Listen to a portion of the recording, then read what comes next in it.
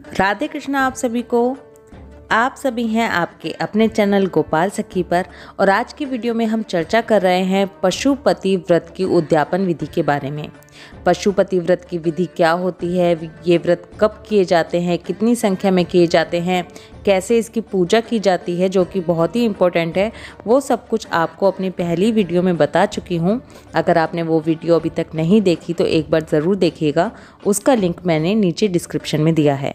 और आज की वीडियो में हम ये जानते हैं कि पशुपति व्रत जो कि 5 की संख्या में किए जाते हैं, जब ये पूरे हो जाते हैं तो इसका उद्यापन हमें कैसे करना होता है। कोई भी व्रत या पूजा होती है, कोई भी संकल्प लेकर हम कार्य करते हैं, उसका उद्यापन हमें ज़रूर करना होता है, तब हमें उसका पूरा फल मिलता है। तो इसलिए पशुपति व्रत जो कि बहुत ही प्रभावकारी व्रत हैं, बहुत ही अच्छे व्रत माने गए हैं। घोर समस्या से, घोर संकट से जब आप घिरे हुए होते हैं उस समय ये पशुपति व्रत किए जाते हैं और इनका प्रभाव इतना ज़्यादा होता है, इतने अच्छे माने गए हैं ये कि 5 व्रत आपके पूरे भी नहीं हो पाते हैं, उससे पहले ही भोलेनाथ आपकी जो मनोकामना है, जो समस्या है, उसका समाधान कर देते हैं। तो चलिए ये जान लेते हैं बिना देर किए कि पशुपति व्रत की जो उद्यापन विधि है वो क्या होती है। देखिए, पशुपति व्रत 5 व्रत किए जाते हैं और छठे वाला जो छठा सोमवार आएगा उस पर आपको उद्यापन करना होता है। छठे वाले सोमवार के दिन भी विधि वही होती है, वही रहती है जो कि पहले के 5 व्रतों में आपने पूजा की थी, उसी तरह से आपको पूजा करनी होती है। और छठे व्रत वाले दिन आपको उद्यापन करना होता है। सुबह जैसे आप थाली लगाकर जाते हैं, पूजा करते हैं, वैसे ही आपको पूजा करनी है। शाम को आपको दोबारा वही थाली लगानी है और उसी तरह से जाना है, उसी तरह से दिए लेकर जाने हैं, सब कुछ लेकर जाना है। लेकिन क्योंकि आज आप उद्यापन कर रहे हैं तो उसके लिए क्या विशेष सामग्री लेकर जानी है वो आप ध्यानपूर्वक सुन लीजिए।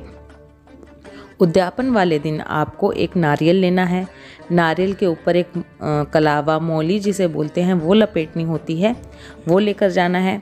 इसके अलावा आपको 108 की संख्या में जो भी भोले बाबा को प्रिय चीज़ होती हैं उनमें से कोई भी एक चीज़, ये नहीं कि आपको बहुत सारी चीज़ें ले जानी है, कोई भी एक चीज़, चाहे वो बिल्व पत्र हो सकते हैं, धतूरा हो सकता है, फूल हो सकते हैं, श्वेत फूल हो सकते हैं, या रक्त पुष्प हो सकते हैं, या फिर मूंग भोले बाबा को बहुत पसंद है, वो 108 की संख्या में हो सकते हैं। जो भी चीज़ आप एक लेकर जा रहे हैं वो 108 की संख्या में आपको लेकर जानी है।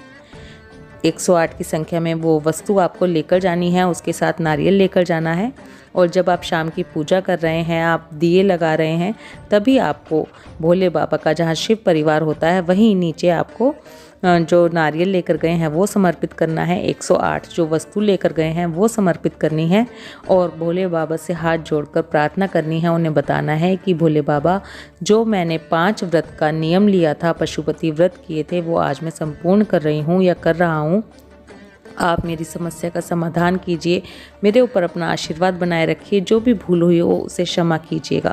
पहले ही 5 व्रत से पहले ही आपकी समस्या का समाधान हो जाएगा। नहीं तो भोले बाबा से इस तरह से पूजा करके आप उद्यापन कर दीजिए। इसके साथ आप एक व्यक्ति के यानी कि ब्राह्मण के लिए खाना लेकर जा सकते हैं या फिर सूखा सामान होता है वो लेकर जा सकते हैं। और भोले बाबा का जो आप नारियल अर्पित करेंगे, 108 वस्तु अर्पित करेंगे, उसके साथ दक्षिणा अवश्य रखिए। दक्षिणा हमेशा अवश्य रखनी चाहिए। दक्षिणा इसलिए रखी जाती है कि कहीं हमसे कोई भूल चूक हो गई हो तो वो पूरी हो जाए। और जो आप ब्राह्मण के लिए खाना लेकर जा रहे हैं या सूखा सामान लेकर जा रहे हैं उसमें भी आपको दक्षिणा ज़रूर से रखनी है, ये याद रखना है। और उसी तरह से जैसे आप वापस आकर दिया लगाते हैं, वो संपूर्ण विधि मैं पहले की वीडियो में बता चुकी हूँ, उस वीडियो को ज़रूर देख लीजिएगा एक बार, जिससे कि आपको दोनों चीज़ें क्लियर हो जाएंगी कि 5 व्रत में आपको किस तरह से पूजा करनी है, उद्यापन वाले दिन आपको क्या करना है। ये दोनों वीडियोज़ देखने के बाद आपको समझ में आ जाएगा। इसी के साथ कुछ इम्पॉर्टेंट बातें जो पशुपति व्रत करते समय ध्यान रखनी चाहिए वो मैं आपको बता दूं। पशुपति व्रत जो होते हैं वो एक ही स्थान पर किए जाते हैं, यानी कि 5 व्रत आपको करने होते हैं, छठे पर उद्यापन करना होता है। ये 6 के 6 सोमवार आपको एक ही जगह, यानी कि अपने घर से आप शुरू कर रहे हैं तो हर व्रत आपको अपने घर पर ही करना है। ये नहीं बीच में आपको कोई फंक्शन है, आपको कहीं जाना पड़ गया, जी हाँ मैंने मम्मी के घर पूजा कर ली और मैं वहीं पर व्रत कर लिया, ऐसे आपको नहीं करना है। इनफैक्ट यहाँ तक कहा गया है कि अगर आप किसी किराए के मकान में रह रहे हैं तो तो आपको इस पीरियड में, जितने पीरियड में आपके 5 या जितने पीरियड में आपके 6 व्रत पूरे होंगे, इतने दिन में भी आपको मकान भी अपना चेंज नहीं करना है। यानी कि पशुपति व्रत की जितनी अवधि होगी 6 सोमवार की, उस अवधि के बीच आपको अपना स्थान नहीं बदलना है व्रत करने वाले दिन का।